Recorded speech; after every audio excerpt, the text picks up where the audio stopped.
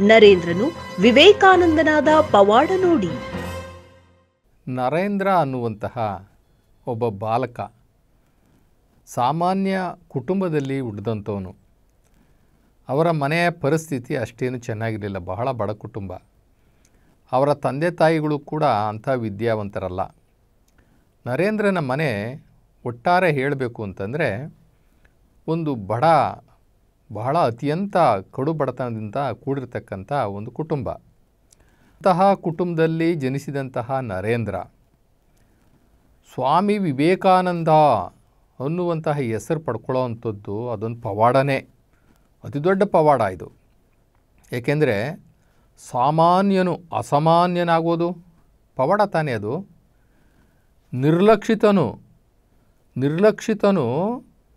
ಒಂದು ಮನ್ನಣೆಗೆ ಬರುವಂಥದ್ದು, ಕಡೆಗಣಿಸಲ್ಪಟ್ಟವನು ಗಣನೆಗೆ ಬರುವಂಥದ್ದು, ಇವೆಲ್ಲವೂ ಕೂಡ ಪವಾಡನೇ.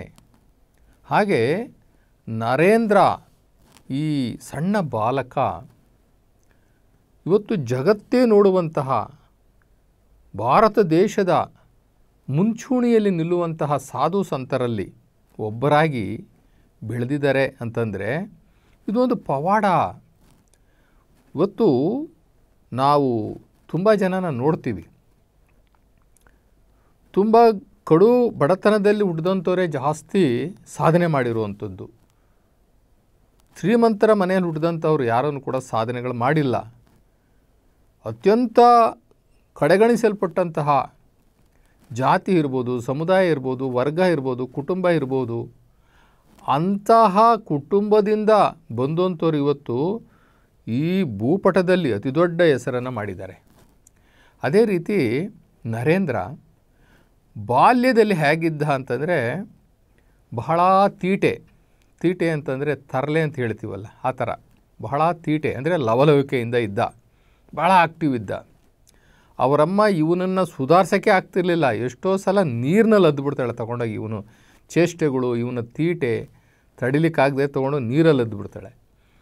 ಅಂತಹ ಲವಲವಿಕೆಯಿಂದ, ಅಂತಹ ತೀಟೆಯಿಂದ ತುಂಬಿದ್ದಂತಹ ನರೇಂದ್ರ ಬೆಳೀತಾ ಬಹಳ ಮೌನಿಯಾಗಿಬಿಡ್ತಾನೆ. ಮೌನಿಯಾಗಿ ಅವನಲ್ಲಿ ಏನೋ ಒಂದು ಅಗೋಚರವಾದಂತಹ ಶಕ್ತಿ ಕಾಡೋಕ್ಕೆ ಶುರುವಾಗುತ್ತೆ.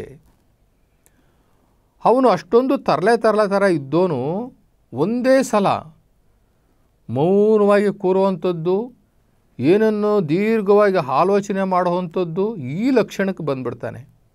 ಮನೆಯವರೆಲ್ಲ ಆಶ್ಚರ್ಯ ಬಿದ್ದುಬಿಡ್ತಾರೆ. ಏನೋ ನನ್ನ ಮಗನಿಗೆ ಆಗೋಯ್ತು. ಅಷ್ಟು ತರಲೆ ಥರ ತೀಟೆ ಮಾಡಿಕೊಂಡು, ಮನೆ ತುಂಬ ಓಡಾಡಿಕೊಂಡು, ಅಲ್ಲಿ ಇಲ್ಲಿ ಜಗಳಗಳು ಮಾಡಿಕೊಂಡು, ಅಕ್ತೋರ್ ಪಕ್ತೋರ ಜೊತೆನೆಲ್ಲ ಜಗಳ ಮಾಡಿಕೊಂಡು, ಹುಡುಗರ ಜೊತೆ ಎಲ್ಲ ಜಗಳ ಮಾಡ್ಕೊಂಡಿದ್ದು ಅಂತವನು ಇದ್ದಕ್ಕಿದ್ದಂಗೆ ಮೌನಿ ಆಗಿಬಿಟ್ನಲ್ಲ. ಏನೋ ಒಂದು ರೀತಿ ವ್ಯಸನವನ್ನು ಅನುಭವಿಸ್ತಾ ಇದ್ದಾನಲ್ಲ, ವ್ಯಸನಿ ಆಗಿಬಿಟ್ನಲ್ಲ ಇವನು. ಏನಾಗೋಯ್ತು ನನ್ನ ಮಗನಿಗೆ ಅಂತೇಳಿ ತಂದೆ ತಾಯಿಗಳು ಯೋಚನೆಗೆ ಬಿದ್ದುಬಿಡ್ತಾರೆ. ಆದರೆ ಬೆಳೆಯುವ ಪೈರು ಮೊಳಕೆಯಲ್ಲಿ ಎನ್ನುವಂತೆ ಅವನಿಗೆ ಒಂದು ಸತ್ಯವನ್ನು ಹುಡುಕುವಂತಹ ಆಲೋಚನೆ ಅವನ ತಲೆಗೆ ಬಂದುಬಿಟ್ಟಿರ್ತದೆ. ನರೇಂದ್ರನಿಗೆ ಏನೋ ಒಂದು ಸತ್ಯವನ್ನು ಹುಡುಕುವಂಥದ್ದು, ಏನೋ ಒಂದು ಸಂಶೋಧನೆ ಮಾಡಬೇಕು ಅಂತಕ್ಕಂಥದ್ದು ಅವನ ಅಂತರಂಗದಲ್ಲಿ ಉತ್ಕಟವಾದಂತಹ ಒಂದು ದೀರ್ಘವಾದಂಥ ತವಕ ಉಟ್ಕೊಂಡು ಬಿಟ್ಟಿರ್ತದೆ. ಅದು ಯಾವ ತವಕಪ್ಪ ಅಂತಂತಂದರೆ, ಇವನು ಒಂದು ಸಲ ಯಾವುದೋ ಒಂದು ದೇವಸ್ಥಾನಕ್ಕೆ ಯಾರೋ ಕರ್ಕೊಂಡು ಹೋಗ್ತಾರೆ. ಕರ್ಕೊಂಡು ಹೋದಾಗ ದೇವ್ರಿಗೆ ಕೈ ಮುಗಿಯೋ ಅಂತಾರೆ. ದೇವರಿಗೆ ಕೈ ಮುಗಿಬೇಕು ಅಂತ ನಿಂತ್ಕೊಳ್ತಾನೆ, ದೇವಸ್ಥಾನ ಮುಂದೆ ನಿಂತ್ಕೊಳ್ತಾನೆ. ಅವರು ಕೇಳ್ತಾರೆ, ನಿನಗೆ ಏನೇನಿದೆಯೋ ಎಲ್ಲ ಕೇಳ್ಕೊಳ್ಳೋ, ನಿಮ್ಮ ಮನೇಲಿ ಏನು ಕಷ್ಟ ಇದೆಯೋ ಎಲ್ಲ ಕೇಳ್ಕೊಳ್ಳೋ ಅಂತ ಹೇಳ್ತಾರೆ. ಹೌದಾ, ಕೇಳ್ಕೊಳ್ತೀನಿ ಅಂತಾನೆ.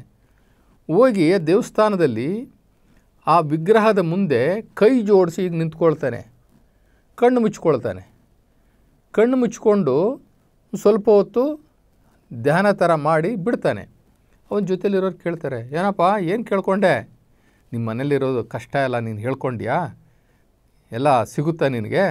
ಎಲ್ಲ ಹೇಳ್ದ ದೇವ್ರಿಗೆ ಅಂತಾನೆ.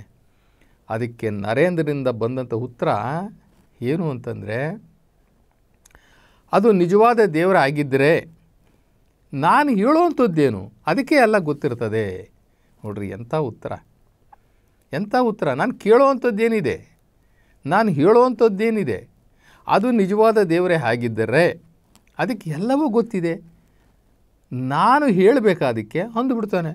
ಅವ್ರಿಗೆಲ್ಲ ಪರಮಾಶ್ಚರ್ಯ. ಈ ಪ್ರಶ್ನೆ ಮತ್ತು ಈ ಉತ್ತರ ಹೆಂಗಿರುತ್ತೆ ಅಂದರೆ ಅವನಿಗೆ ಅವನ ಒಂದು ವಯಸ್ಸನ್ನು ಮೀರಿದಂತಹ ಬುದ್ಧಿಶಕ್ತಿ ಆ ಮಾತು. ನಂತರ ಅವನಿಗೆ ದೇವರನ್ನು ನೋಡಬೇಕು, ದೇವರು ಹೆಂಗಿದ್ದಾನೆ ಅನ್ನುವಂಥ ಹಂಬಲ ಜಾಸ್ತಿ ಆಗಿಬಿಡ್ತದೆ. ಈ ಕಡೆ ಎಲ್ಲ ದೇವಸ್ಥಾನಗಳಿಗೆ ಹೋಗ್ತಾ ಇರ್ತಾನೆ. ಆದ್ರೂ ಕೂಡ ಅವನ ಮತಿ, ಅವನ ಜ್ಞಾನ, ಅವನ ಆತ್ಮ ಇವೆಲ್ಲ ದೇವರಲ್ಲ, ಇವೆಲ್ಲ ದೇವರಲ್ಲ. ದೇವರು ಅನ್ನೋನು ಯಾರೋ ಒಬ್ಬ ಇದ್ದಾನೆ ಅನ್ನುವಂಥದ್ದು ಅವನ ಅಂತರಂಗದಿಂದ ಬರ್ತಾ ಇರ್ತದೆ. ಅವನ ಪ್ರಜ್ಞೆ, ಅವನ ಅರಿವಿನಿಂದ ಒಳಗಡೆಯಿಂದ ಬರ್ತಾ ಇರ್ತದೆ. ಏನೋ ತವಕ. ಎಲ್ಲರೂ ಸಿಕ್ದೋರ ಹತ್ರ ಎಲ್ಲ ಕೇಳೋದು, ನೀವು ದೇವ್ರನ್ನ ನೋಡಿದ್ದೀರಾ? ಯಾವುದು ಸಾಧರು ಸಿಕ್ಕಲಿ, ಸಂತರು ಸಿಕ್ಕಲಿ, ಮುನಿಗಳು ಸಿಕ್ಕಲಿ, ಅಥವಾ ಆಧ್ಯಾತ್ಮಿಕ ಜೀವಿಗಳು ಯಾರೇ ಸಿಕ್ಕಲಿ, ಎದುರಾದಂತಹ ಎಲ್ಲ ಆಧ್ಯಾತ್ಮಿಕ ಜೀವಿಗಳಿಗೆ, ಸ್ವಾಮಿ ನೀವು ದೇವರನ್ನ ನೋಡಿದ್ದೀರಾ? ದೇವರು ಹೆಂಗಿದ್ದಾನೆ? ದೇವರು ಎಲ್ಲಿದ್ದಾನೆ? ಅಲ್ಲಪ್ಪ, ನೀನು ದಿನ ಬೆಳಗ್ಗೆ ಎದ್ದರೆ ದೇವಸ್ಥಾನಗಳಿಗೆ ಹೋಗ್ತೀಯಾ, ಇಲ್ಲಿ ಹೋಗ್ತೀಯಾ, ಎಲ್ಲ ಊರುಗಳಲ್ಲಿ ದೇವಸ್ಥಾನಗಳಿದ್ದಾವೆ, ನೀನೇ ನೋಡ್ತಾ ಇದೆಯಲ್ಲಪ್ಪ ಅಂತಂದರೆ, ಹೌದಾ, ಸರಿ ಅಂತ ಅನ್ನೋದು, ಮತ್ತೆ ದೇವರನ್ನು ಹುಡುಕೋದು. ಆ ನರೇಂದ್ರನಿಗೆ ಗುಡಿಯಲ್ಲಿ ಇರ್ತಕ್ಕಂಥ ದೇವರುಗಳು ದೇವರಲ್ಲ, ಇವೆಲ್ಲ ಮಾನವ ನಿರ್ಮಿತ, ಮಾನವ ಕಲ್ಪಿತವಾದಂತಹ ದೇವರುಗಳು. ದೇವರು ಮನುಷ್ಯ ರೂಪದಲ್ಲಿ ಇಲ್ಲ, ಮನುಷ್ಯನಂತೆ ದೇವರು ಎಲ್ಲವನ್ನು ಅನುಭವಿಸ್ತಾ ಇಲ್ಲ. ಅವನು ಏನೋ ಈ ವಿಗ್ರಹಗಳಿಗಿಂತ, ಈ ಮಾನವನ ಸ್ವರೂಪಕ್ಕಿಂತ ಭಿನ್ನವಾಗಿದ್ದಾನೆ. ಈ ರೀತಿ ಇರಲಿಕ್ಕಿಲ್ಲ. ಈ ರೀತಿ ಕೈ, ಕಾಲು, ಮೂಗು, ಬಾಯಿ, ಮನುಷ್ಯನ ಸ್ವರೂಪ ಈ ಥರ ಇರಲಿಕ್ಕಿಲ್ಲ. ಏನೋ ಹೆಂಗೋ ಇದ್ದಾನೆ ಅವನು ಅನ್ನುವಂಥದ್ದು ಅವನ ಅಂತರ್ಬುದ್ಧಿಶಕ್ತಿಯಲ್ಲಿ, ಅವನ ಅಂತರ್ಜಾಗೃತಿಯಲ್ಲಿ, ಅವನ ಮತಿಯಲ್ಲಿ ಕಾಡ್ತಾ ಇತ್ತು. ಹೀಗೆ ಹೋಗ್ತಾ ಎಲ್ಲರನ್ನು ಪರಿಚಯ ಮಾಡ್ಕೊಳ್ತಾ ಇದ್ದ. ಪಾರಮಾರ್ಥಿಕ ಅಂದರೆ ಆಧ್ಯಾತ್ಮಿಕ ವಿಚಾರವಾಗಿ ಹೆಚ್ಚು ದೀರ್ಘವಾಗಿ ಚರ್ಚೆ ಮಾಡ್ತಿದ್ದ. ಯಾರೋ ಒಬ್ಬರು ಸಂತರು ಹೇಳಿದ್ರು, ಅಪ್ಪ ನಿನ್ನ ಪ್ರಶ್ನೆಗಳಿಗೆ ನಾವು ಉತ್ತರ ಕೊಡೋಕ್ಕಾಗಲ್ಲ, ಏನೋ ನಿನ್ನ ಮನಸ್ಸಲ್ಲಿದೆ, ನಾವು ಹೇಳುವಂಥ ದೇವ್ರುಗಳ್ನ ಯಾರನ್ನೂ ಒಪ್ಪಲ್ಲ ನೀನು. ಹಾಗಿದ್ಮೇಲೆ ಇಲ್ಲೇ ಪಕ್ಕದಲ್ಲಿ ರಾಮಕೃಷ್ಣ ಆಶ್ರಮ ಇದೆ, ಅವರು ಮಹಾನ್ ಯೋಗಿಗಳು, ತಪಸ್ವಿಗಳು, ನೀನು ಯಾಕೆ ಅವರನ್ನು ಭೇಟಿ ಮಾಡಬಾರ್ದು, ನೀನು ಹೋಗಿ ಅವರನ್ನು ಒಂದು ಸಲ ಭೇಟಿ ಮಾಡು ಅಂತ ಅಂದ. ಆವಾಗ ನರೇಂದ್ರ ರಾಮಕೃಷ್ಣ ಪರಮಹಂಸರ ಆಶ್ರಮಕ್ಕೆ ಬರ್ತಾನೆ. ರಾಮಕೃಷ್ಣ ಆಶ್ರಮದಲ್ಲಿ ಬಂದು ಆ ಪರಮಹಂಸರಿಗೆ ಕೈಯನ್ನು ಮುಗಿದು, ಬಹಳ ಸಾಷ್ಟಾಂಗವಾಗಿ ಭಕ್ತಿಯಿಂದ ಕೈ ಮುಗಿದು, ಗುರುಗಳೇ ನಾನೊಂದು ಪ್ರಶ್ನೆಯನ್ನು ತಂದಿದ್ದೀನಿ, ತಾವು ದಯಮಾಡಿ ನನಗೆ ಉತ್ತರವನ್ನು ಕೊಡಬೇಕು ಅಂತಾನೆ. ಆವಾಗ ರಾಮಕೃಷ್ಣ ಅವರಿಗೆ ಅಂತರ್ಚಕ್ಷು ಆಕ್ಟಿವೇಶನ್ ಆಗಿತ್ತು, ಅವರಿಗೆ ಜ್ಞಾನೋದಯ ಆಗಿತ್ತು. ಅವರು ಕಾಳಿ ಪೂಜಕರಾಗಿದ್ರೂ ಕೂಡ, ಕಾಳಿ ಗುಡಿನಲ್ಲಿ ಅವರು ಪೂಜಾರಿ, ಕಾಳಿ ಗುಡಿ ಪೂಜಾರಿ ಆಗಿದ್ರೂ ಕೂಡ ಅವರು ದೀರ್ಘವಾದಂತಹ ಯೋಗದ ಮುಖಾಂತರ ಈ ಕಾಳಿಗೂ ಅಂತ ಒಂದು ಅದ್ಭುತವಾದಂತಹ, ಈ ಕಾಳಿಗಂತ ಮಿಗಿಲಾದಂತಹ ಒಂದು ಚೈತನ್ಯ ಇದೆ, ಒಂದು ದೇವರಿದ್ದಾನೆ, ಈ ಎಲ್ಲ ಶಕ್ತಿಗಳಿಗೂ ಮೀರಿದಂತಹ ಒಬ್ಬ ಪರಮಾತ್ಮ ಇದ್ದಾನೆ ಅನ್ನುವಂಥದ್ದನ್ನು ರಾಮಕೃಷ್ಣ ಪರಮಹಂಸರು ಸಾಕ್ಷಾತ್ಕಾರ ಮಾಡಿಕೊಂಡಿದ್ರು.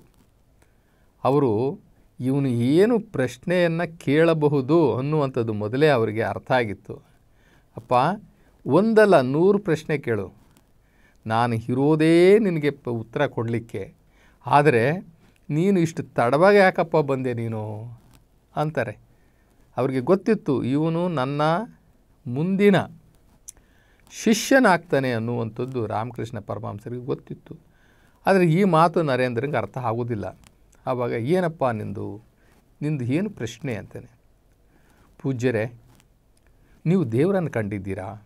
ದೇವರು ಎಲ್ಲಿದ್ದಾನೆ, ಹೇಗಿದ್ದಾನೆ, ದಯವಿಟ್ಟು ನನಗೆ ತೋರಿಸಿ ಅಂತಾನೆ.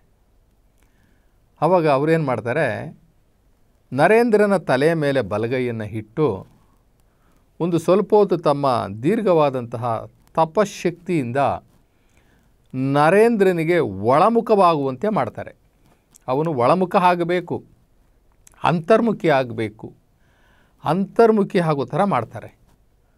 ಅವನು ಸುಮಾರು ಒಂದು 15 ನಿಮಿಷ ಪ್ರಜ್ಞೆ ಇಲ್ಲದೆ ಕುಂತಲ್ಲೇ ಕೂತಿರ್ತಾನೆ. ಒಂದು 15 ನಿಮಿಷದ ನಂತರ ಕಣ್ತೇರೋದು ನೋಡ್ತಾನೆ. ಆ ಗುಡಿಯಲ್ಲಿ ಕಾಳಿಯ ಒಂದು ವಿಗ್ರಹ ಇರ್ತದೆ. ವಿಗ್ರಹವನ್ನು ನೋಡ್ತಾನೆ. ನೋಡಿ, ಗುರುಗಳೇ, ಪೂಜ್ಯರೇ, ಇದೇ ದೇವರಾ, ಈ ಕಾಳಿನೇ ದೇವರಾ ಅಂತ ಕೇಳ್ತಾರೆ. ಆದರೆ ಅದಕ್ಕೆ ರಾಮಕೃಷ್ಣ ಪರಮಹಂಸರು ಅದಕ್ಕೆ ಏನೂ ಹೇಳಲ್ಲ. ಅವರು ಹೌದು ಅಂತಲೇ ಹೇಳಲ್ಲ, ಅಲ್ಲ ಅಂತಲೂ ಹೇಳೋದಿಲ್ಲ. ನೀನೇ ಆಲೋಚಿಸು ಅಂತ ಹೇಳ್ತಾರೆ. ಆದರೆ ನರೇಂದ್ರ ಆ ಕಾಳಿಯ ವಿಗ್ರಹವನ್ನು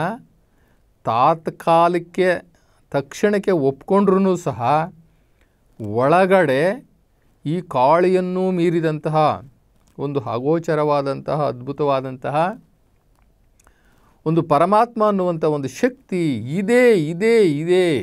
ಇದಲ್ಲ, ಅದಿದೆ, ಅದು ಇದಲ್ಲ ಅನ್ನುವಂಥದ್ದು ಒಳಮುಖವಾಗಿ ಆತ್ಮಪ್ರಜ್ಞೆ ನರೇಂದ್ರನಿಗೆ ಕಾಡ್ತದೆ.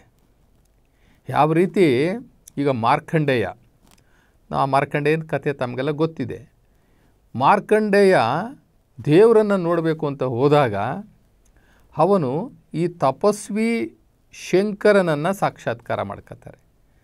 ತಪಸ್ವಿ ಶಂಕರನನ್ನು ಸಾಕ್ಷಾತ್ಕಾರ ಮಾಡಿಕೊಂಡ್ರೂ ಕೂಡ ಮಾರ್ಕಂಡೇಯನಿಗೆ ಸಮಾಧಾನ ಆಗೋದಿಲ್ಲ.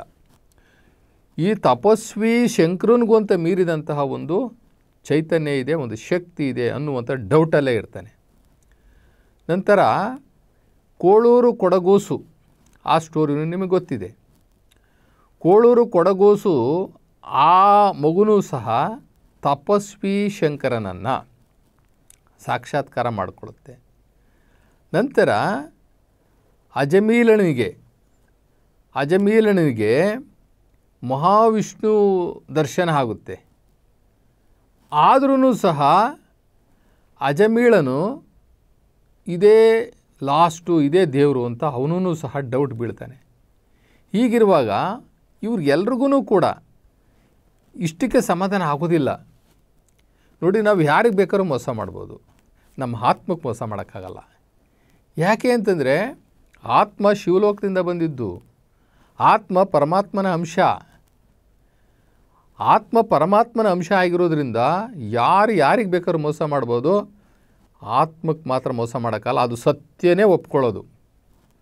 ನಮ್ಮ ಬುದ್ಧಿ ಒಪ್ಕೋಬೋದು, ನಮ್ಮ ಮನಸ್ಸು ಒಪ್ಕೋಬೋದು, ನಮ್ಮ ಭ್ರಮೆ, ನಮ್ಮ ಭ್ರಾಂತು ಅಥವಾ ನಮ್ಮ ಅಜ್ಞಾನ ಎಲ್ಲ ಒಪ್ಕೊಳ್ಬೋದು, ನಮ್ಮ ಚಿತ್ತು ಅದು ಒಪ್ಕೊಳ್ಬೋದು. ಆದರೆ ಆತ್ಮ ಒಪ್ಪೋದಿಲ್ಲ. ಆತ್ಮಕ್ಕೆ ಬೇಕು ಪರಮಾತ್ಮ ಸಿಕ್ಕೋವರೆಗೂ ಅದು ಹುಡುಕ್ತಾನೆ ಇರ್ತದೆ. ನೋಡಿ, ಉದಾಹರಣೆಗೆ ನಾವೇ ಅಂತ ತಿಳ್ಕೊಳ್ಳೋಣ. ನಾವು ಯಾವುದೋ ಒಂದು ದೇವಸ್ಥಾನಕ್ಕೆ ಹೋಗ್ತೀವಿ, ಅದು ದೇವರು ಅಂತ ಹೋಗ್ತೀವಿ. ಆ ದೇವ್ರಿಗೆ ಹೋದ್ಮೇಲೆ ನಾವು ಸುಮ್ಮನೆ ಇರಬೇಕಲ್ವ, ಮತ್ತೊಂದು ದೇವ್ರನ್ನ ಹುಡ್ಕೊಂಡು ಹೋಗ್ತೀವಿ. ಸರಿ, ಇದನ್ನು ಬಿಟ್ವಿ, ಅಲ್ಲಿ ಹೋದ್ವಿ, ಅಲ್ಲಿ ಆ ದೇವರು ಅಂತ ಹೋದ್ವಿ. ಅದು ಸಿಕ್ಕಾದ್ಮೇಲೆ ಆದರೂ ನಾವು ಸುಮ್ಮನಿರಲ್ಲ.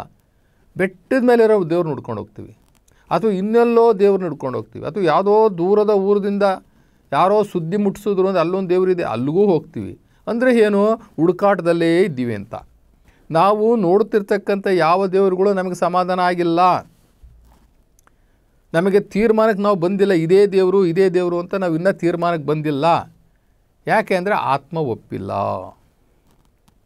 ಅದೇ ನೀವು ಆ ಆತ್ಮಕ್ಕೆ ಆ ನಿರಾಕಾರ ಪರಮಾತ್ಮ ಶಿವ ಅವನೇ ದೇವರು ಅಂಥೇಳಿ ಸಾಕ್ಷಾತ್ಕಾರ ಮಾಡಿಸ್ಬಿಟ್ರೆ ಮುಗಿದೋಯ್ತು, ಇನ್ನೆಲ್ಲೂ ಹೋಗಲ್ಲ. ಮುಗ್ದೋಯ್ತು, ಇನ್ನೆಲ್ಲೂ ಹೋಗಲ್ಲ.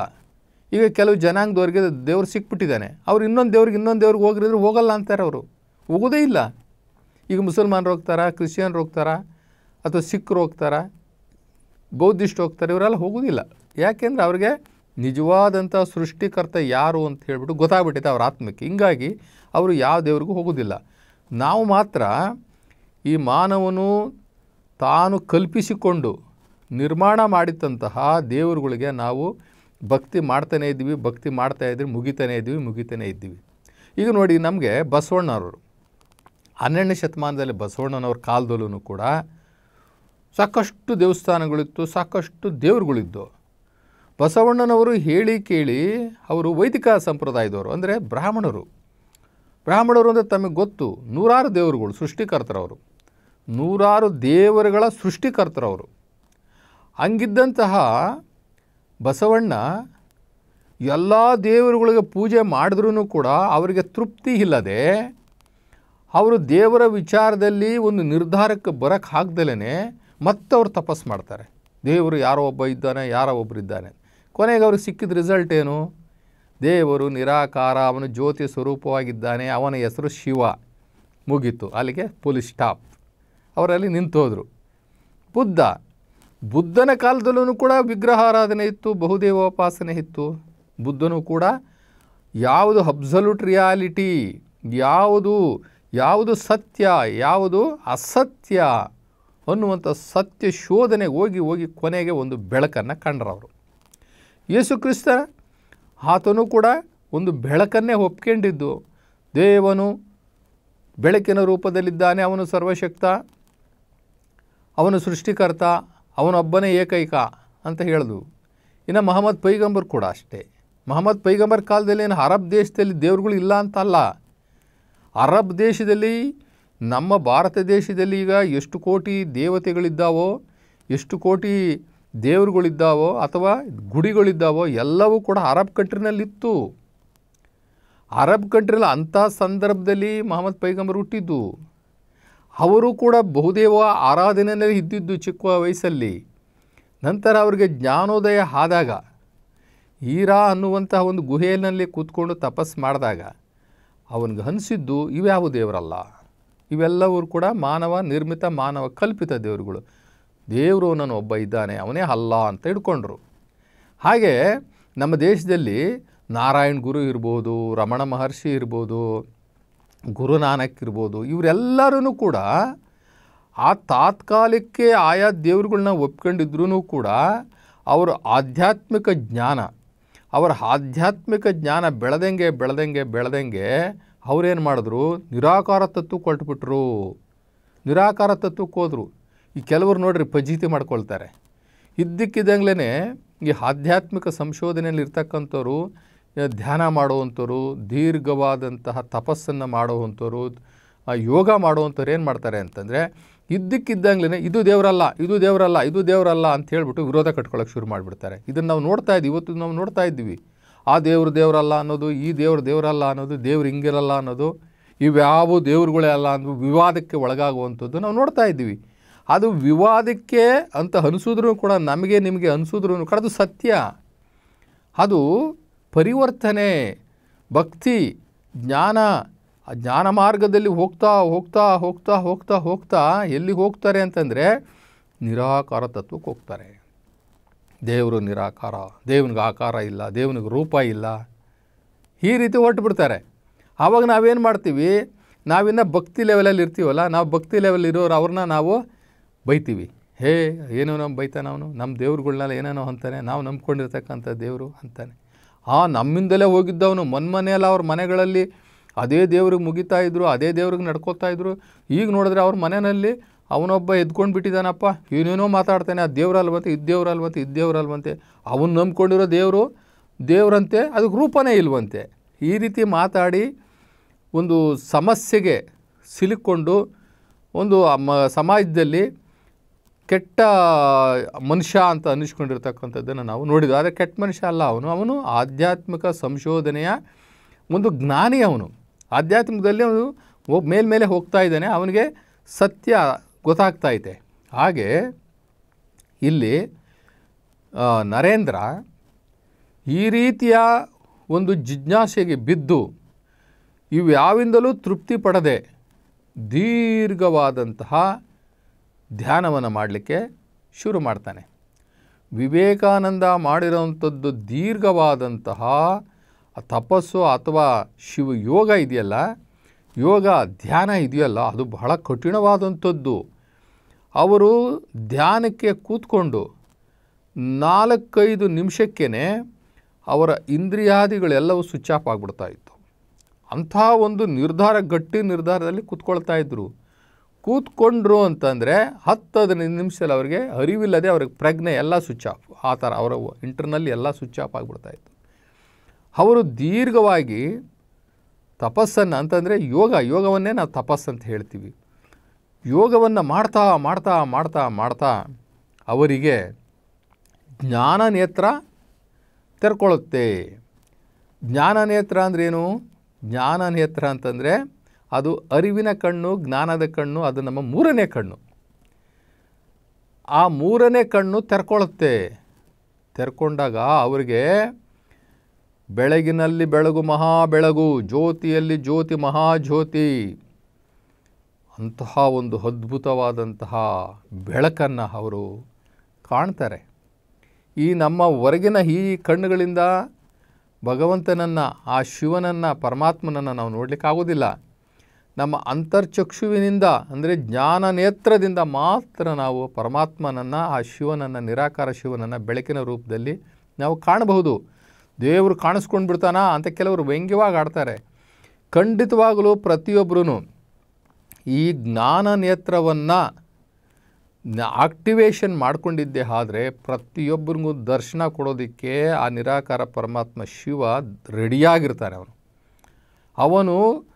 ಅವನು ಕೂಡ ನಾವೆಂಗೆ ಅವನನ್ನು ನೋಡಬೇಕು ಅಂತ ಹಂಬಲಿಸ್ತೀವೋ ಅವನೂ ಕೂಡ ಜನರಿಗೆ ನಾನು ದರ್ಶನ ಕೊಡಬೇಕಂತ ಹೇಳಿ ಅವನು ಕೂಡ ಹಂಬಲಿಸ್ತಾನೆ. ಹೀಗೆ ನರೇಂದ್ರ ದೀರ್ಘವಾದಂತಹ ಧ್ಯಾನ ಯೋಗವನ್ನು ಮಾಡಿ ತನ್ನಲ್ಲಿ ಆತ್ಮಸ್ವರೂಪವಾಗಿರ್ತಕ್ಕಂಥ ಆತ್ಮಜ್ಯೋತಿಯನ್ನು ಕಂಡು, ನಾನೊಂದು ಆತ್ಮಸ್ವರೂಪಿಯಾಗಿದ್ದೇನೆ, ನಾನು ಈ ಶರೀರ ಅಲ್ಲ, ಈ ಶರೀರದಲ್ಲಿರ್ತಕ್ಕಂಥ ಒಂದು ಆತ್ಮಜ್ಯೋತಿ ನಾನು ಆತ್ಮಸ್ವರೂಪಿ, ಆತ್ಮ ಅನ್ನುವಂತಹ ಪರಮಾತ್ಮನ ಅಂಶ ನನ್ನಲ್ಲಿದೆ, ಅದೇ ನಾನಾಗಿದ್ದೇನೆ ಅನ್ನುವಂತಹ ಒಂದು ಅರಿವನ್ನು ಪಡ್ಕೊಂಡು ನಂತರ ಆ ನಿರಾಕಾರ ಶಿವನನ್ನು ನೋಡಿಕೊಂಡಾಗ ಆವಾಗ ಅವ್ರಿಗೆ ಗೊತ್ತಾಗುತ್ತೆ ಪರಮಾತ್ಮ ಯಾರು, ಪರಮಾತ್ಮ ಹೇಗಿದ್ದಾನೆ, ಪರಮಾತ್ಮ ಎಲ್ಲಿದ್ದಾನೆ, ಪರಮಾತ್ಮನ ಸ್ವರೂಪ ಏನು, ಪರಮಾತ್ಮನ ನಾಮ ಏನು, ಆ ಪರಮಾತ್ಮನ ಕರ್ತವ್ಯ ಏನು, ಅವನು ಭೂಮಿಯ ಮೇಲೆ ಅವತಾರ ಎತ್ಕೊಳ್ತಾನ.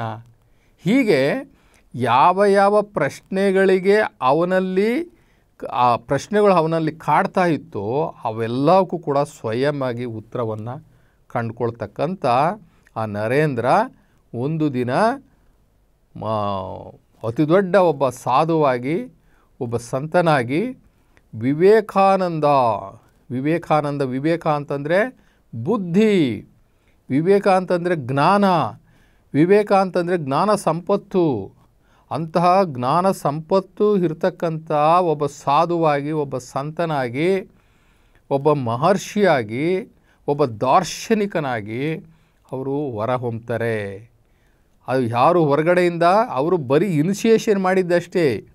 ರಾಮಕೃಷ್ಣ ಪರಮಹಂಸರು ಅವರಲ್ಲಿರ್ತಕ್ಕಂಥ ಒಂದು ದಿವ್ಯ ಗೌಪ್ಯವಾಗಿರ್ತಕ್ಕಂಥ ಗುಪ್ತವಾಗಿರ್ತಕ್ಕಂಥ ಒಂದು ಆಧ್ಯಾತ್ಮಿಕ ಅರಿವನ್ನು, ಆಧ್ಯಾತ್ಮಿಕ ಪ್ರಜ್ಞೆಯನ್ನು ಅವರು ಆಕ್ಟಿವೇಶನ್ ಮಾಡಿದ್ರಷ್ಟೇ.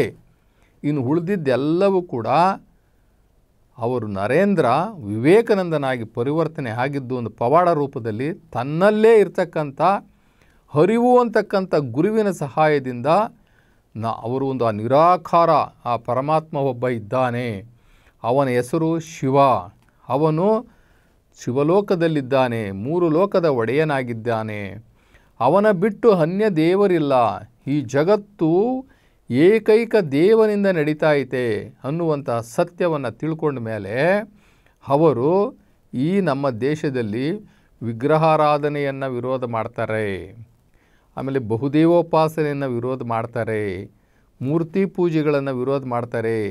ದೇವತೆಗಳನ್ನು ಆರಾಧನೆಯನ್ನು ಮಾಡಿ ವಿರೋಧ ಮಾಡಿ, ದೇವತೆಗಳು ಬೇಡ, ನಮ್ಮ ದೇವನ್ನ ಇಟ್ಕೊಳ್ಳೋಣ, ದೇವ ಒಬ್ಬನೇ ಇರೋದು, ಈ ದೇವತೆಗಳಿಗೂ ಆ ದೇವನಿಗೂ ಏನು ವ್ಯತ್ಯಾಸ ಅಂತಕ್ಕಂಥದ್ದನ್ನು ಅವರ ಪುಸ್ತಕದಲ್ಲಿ ತುಂಬ ಚೆನ್ನಾಗಿ ವಿವರಣೆ ಕೊಟ್ಟಿದ್ದಾರೆ. ನಾವಿವತ್ತು ದೇವರನ್ನು ಕಾಣಬೇಕು ಅನ್ನೋದಾದರೆ ವಿವೇಕಾನಂದರ ಆ ವಿವೇಕ ವಾಣಿ ಇದೆಯಲ್ಲ, ಅವರ ಆಧ್ಯಾತ್ಮಿಕ ವಾಕ್ಯಗಳಿದಾವಲ್ಲ, ಅವರ ಸಂದೇಶ ಇದೆಯಲ್ಲ, ದೇವರ ಬಗ್ಗೆ ಸ್ಪಷ್ಟೀಕರಣ ಇದೆಯಲ್ಲ, ಅದನ್ನು ನಾವು ಓದ್ಕೊಂಡು ಬಿಟ್ಟರೆ ಇನ್ನು ನಮ್ಮ ದೇಶದಲ್ಲಿ ಇರ್ತಕ್ಕಂಥ ಗೊಂದಲ ಏನಿದೆ, ದೇವನ ಬಗ್ಗೆ ಗೊಂದಲ ಏನಿದೆಯಲ್ಲ, ದೇವತೆಗಳಂದರೆ ಯಾರು, ದೇವ ಅಂದರೆ ಯಾರು, ಈ ದೇವತೆಗಳಿಗೂ ಆ ದೇವನಿಗೂ ಏನು ವ್ಯತ್ಯಾಸ ಅನ್ನುವಂಥದ್ದನ್ನು ಭಾಳ ಚೆನ್ನಾಗಿ ಬರೆದಿದ್ದಾರೆ. ಆದ್ದರಿಂದ ನಾವು ಅಲ್ಪ ಸ್ವಲ್ಪನಾದ್ರೂ ಸ್ವಾಮಿ ವಿವೇಕಾನಂದವರ ಸಾಹಿತ್ಯವನ್ನು, ಅವರ ಸಂದೇಶಗಳನ್ನು, ಅವರ ತತ್ವಜ್ಞಾನವನ್ನು ನಾವು ಅಭ್ಯಾಸ ಮಾಡಿದ್ದೆ ಆದರೆ ಅಟ್ಲೀಸ್ಟ್ ಕಿಂಚಿತ್ತಾದ್ರೂ ಕೂಡ ನಾವು ಸಹ ಅವರ ಒಂದು ಮಾರ್ಗದಲ್ಲಿ ನಡೀಲಿಕ್ಕೆ ಸಹಾಯ ಆಗುತ್ತೆ. ಅದೇನೇ ಇರ್ಬೋದು, ನರೇಂದ್ರ ಸ್ವಾಮಿ ವಿವೇಕಾನಂದನಾಗಿ ಮಾರ್ಪಾಟಾಗಿದ್ದು ಅತಿ ದೊಡ್ಡ ಪವಾಡವೇ ಹೌದು.